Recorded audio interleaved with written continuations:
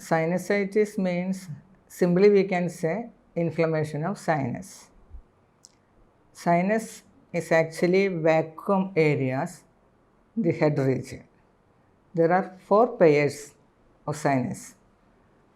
One is either sides, 2 sides of the head. There are 4, totally 4 pairs. And above the eye socket or the orbit, that is frontal sinus, and below the eye socket, that is maxillary sinus. Then 2 behind the nasal root, nasal cavity, and posterior to that, that is ethmoid, posterior and anterior ethmoid sinus. And when these sinus walls are inflamed, the condition is known as sinusitis. And then actually there are different types of sinusitis.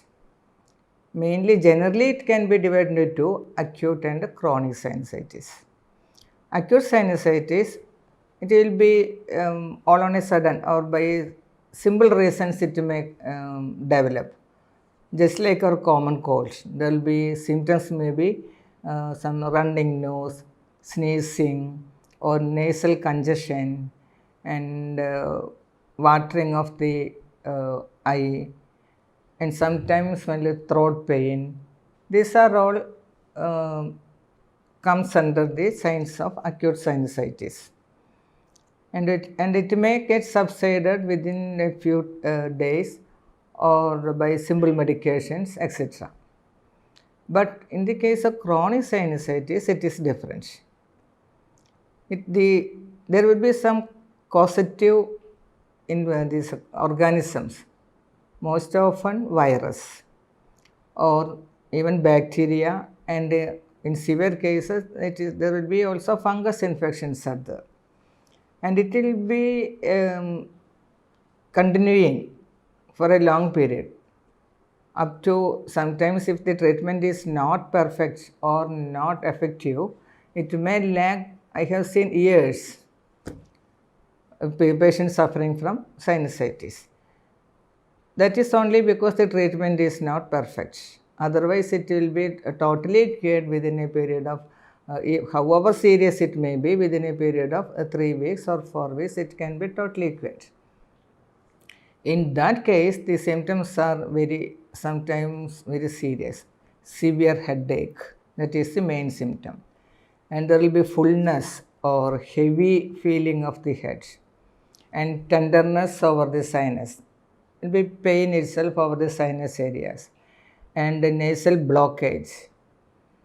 Sometimes the discharge from the nostrils will be yellowish, and in very severe cases even greenish in color, being infected by the infective organisms. And then it may spread to the chest region, chest congestion, or sometimes breathing difficulty, and even fever may occur by simple trigger factors. So that is not a simple, we cannot say it is a mild case. And what happens, this sinusitis may get radiated, not radiated, it will affect the other neighboring structures also. That means sinusitis may cause this inflammation in the middle ear. It may cause later to tonsillitis, and sometimes conjunctivitis, or even more dangerous type of eye inflammations. Like that, it spreads to other structures. In the same way, the disease of these structures will cause sinusitis also. That means that tonsillitis may develop, may be a factor for the development of sinusitis later. Or chronic otitis media, it is inflammation of the ear, may cause sinusitis later. Like that, it is changing to one to another. So that type of sinusitis really affects this day-to-day life of a person, that patient. So a perfect treatment is absolutely necessary for the management of sinusitis. In Ayurveda, everything is based on Vata, Pitta and Kapha. So the sinusitis is not an exception for that.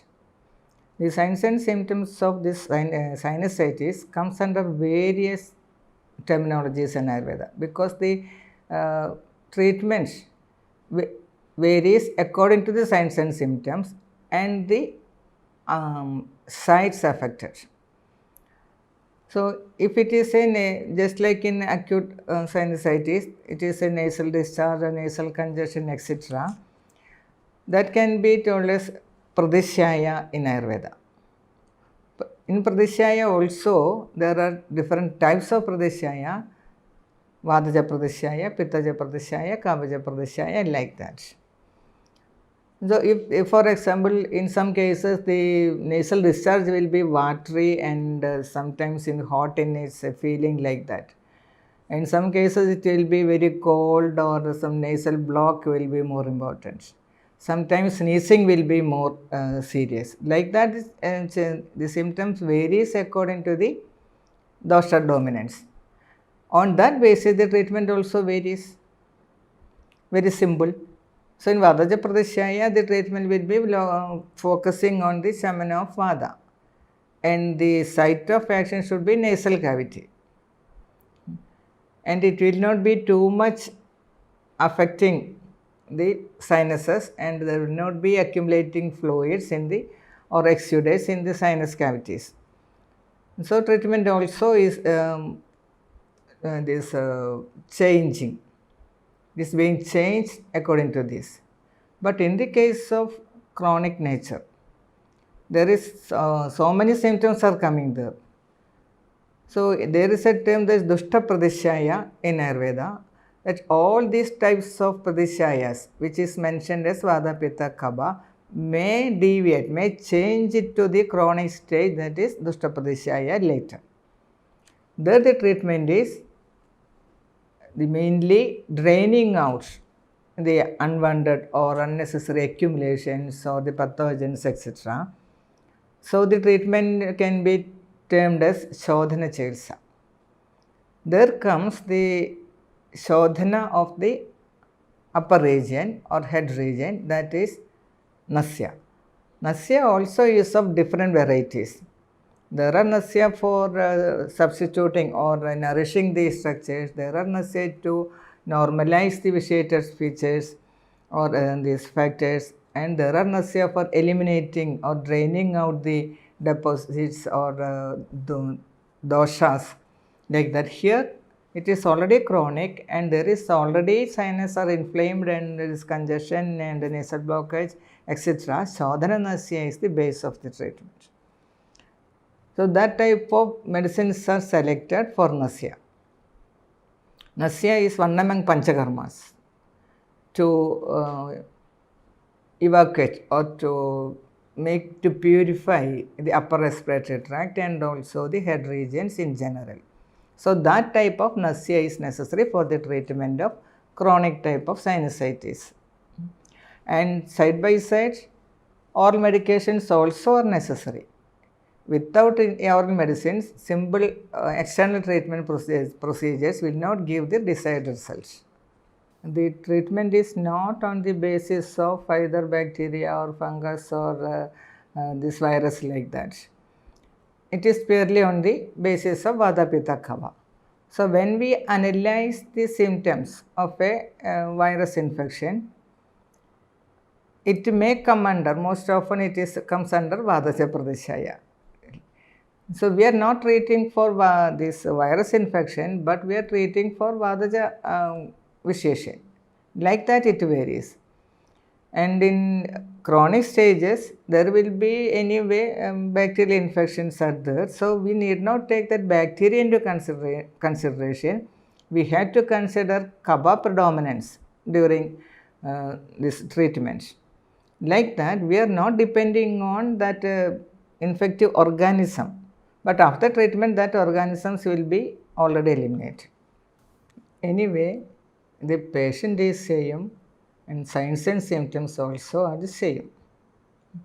Only the mode of approach is the difference. That means a particular situation can be explained in different ways. This is applicable in any aspect of the life, not only in the treatment side. If that particular situation or particular problem can be solved or controlled by various methods. For example, here there is a inflammation or there is an infection, and that is due to a particular infective organism. That is the explanation of one side. In another side, the explanation is that it is due to the Kapha Visheshan. Whatever it may be, in here the Kapha Visheshan should be eliminated. In other side, the bacteria should be eliminated. If the bacteria is eliminated, the Kapha Visheshan also is eliminated. That is the truth. Only the mode of approach is different. Various methods, that's all. So here, since it is Kapha Visheshan, for example, we have to eliminate the vitiated Kapha. Then what happens? The problem is solved.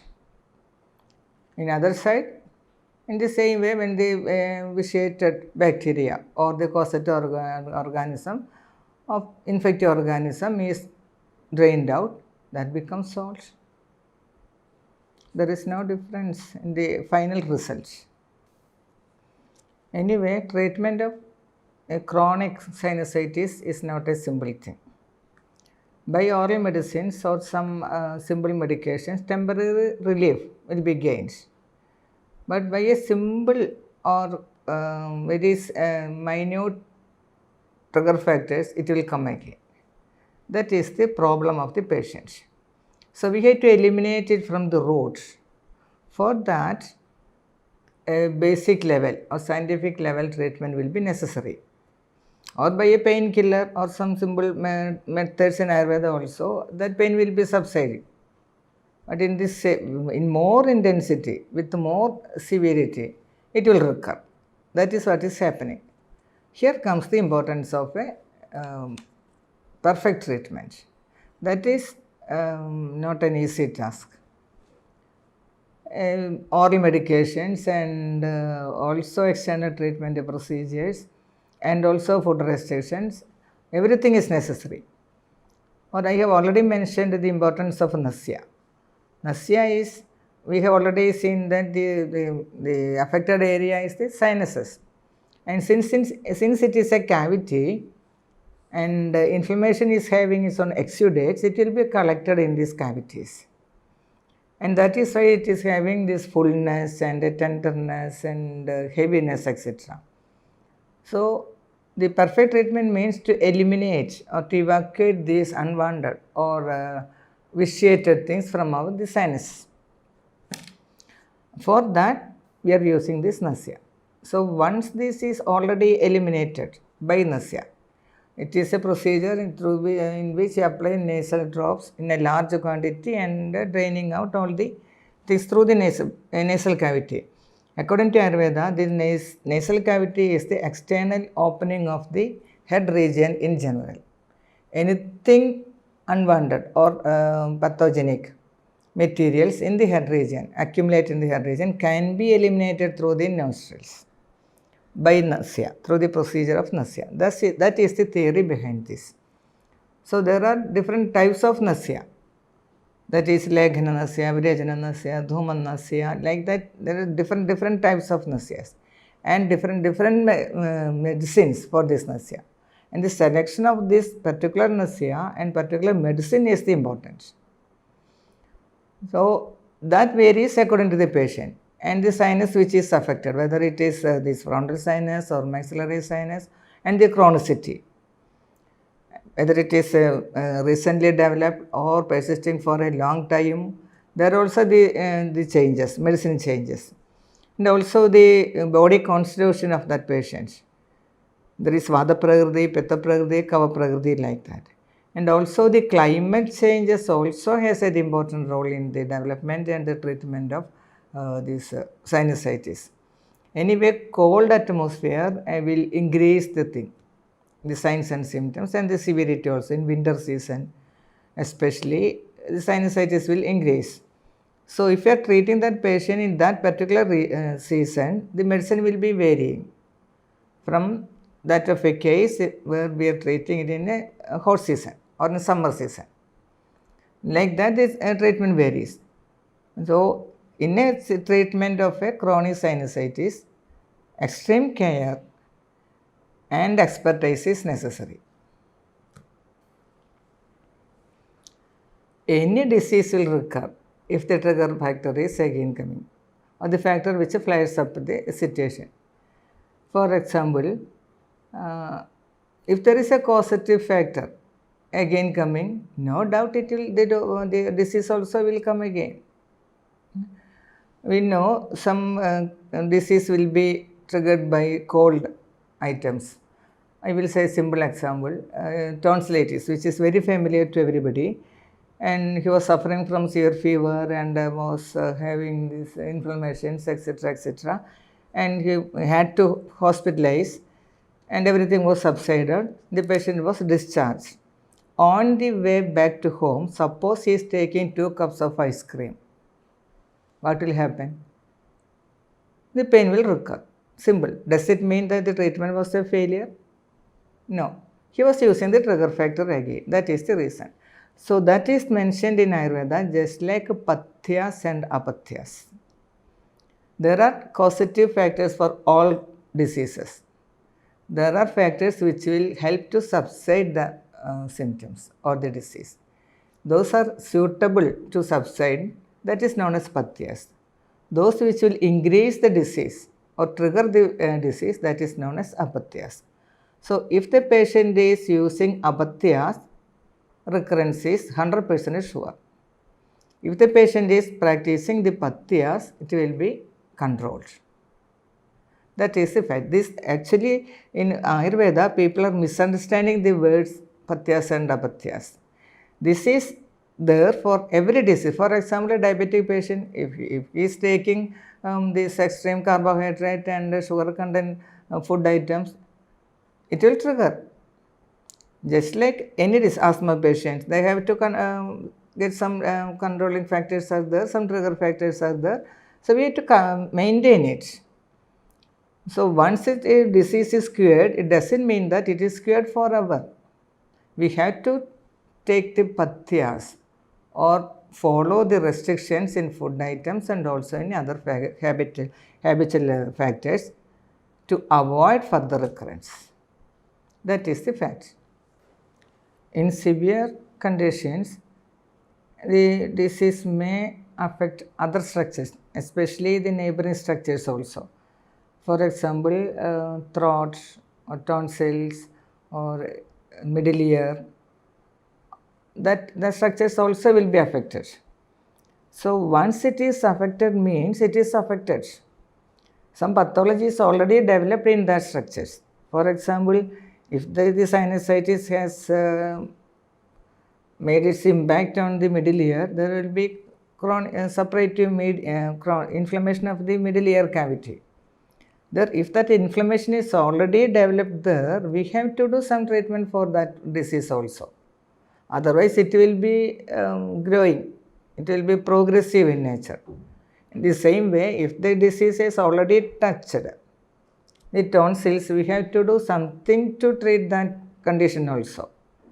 That means, if a disease, for example, I will say if a diabetic patient is a diabetic and once there was a complication of diabetes, diabetic retinopathy, we have to treat separately for the retinopathy also. Simply by reducing blood sugar, retinopathy will not be cured. The same way, if a disease has made complication in any other structure, in any other organ, particular treatment is absolutely necessary.